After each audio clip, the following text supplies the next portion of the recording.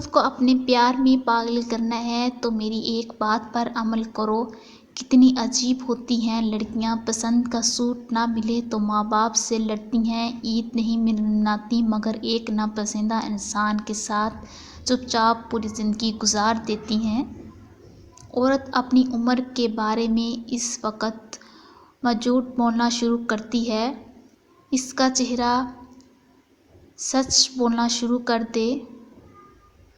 عادت محبت سے زیادہ جان لیوا ہوتی ہے۔ میں نے کئی محبتوں کو فنا ہوتے دیکھا ہے مگر عادت محبت سے بھی بڑھ کر ہوتی ہے۔ محبت بھی اصل میں عادت پڑ جانا ہی ہے۔ کبھی بھی شادی کے کھانے کی برائی نہ کرو کیونکہ اکثر ماں باپ کی پوری عمر لگی ہوتی ہے صرف اس ایک وقت کے کھانے کے لیے۔ مرد ساری عمر جھڑکیاں کھا کر دھکے برداشت کرتا ہوا کفالت کی راہ نہیں چھوڑتا، مکان بنواتا ہے، پردیسیوں کی مٹی چکھتا ہے۔ اگر میں جوان بچے کہتے ہیں ابا جی آپ کوئی ڈھنگ کا کام کر لیتے تو آج زندگی سنور جاتی۔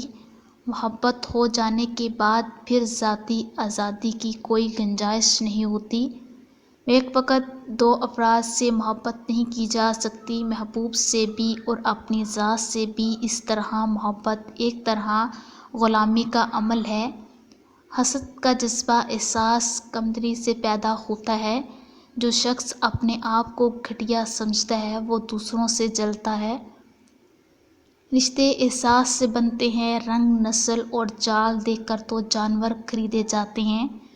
عورت کو اپنے پیار میں پاگل کرنا ہے تو اس کو عزت اور توجہ دو۔ عورت کو یہی دو چیزیں دو گے تو وہ خود بخود تمہیں پسند کرنے لگے گی۔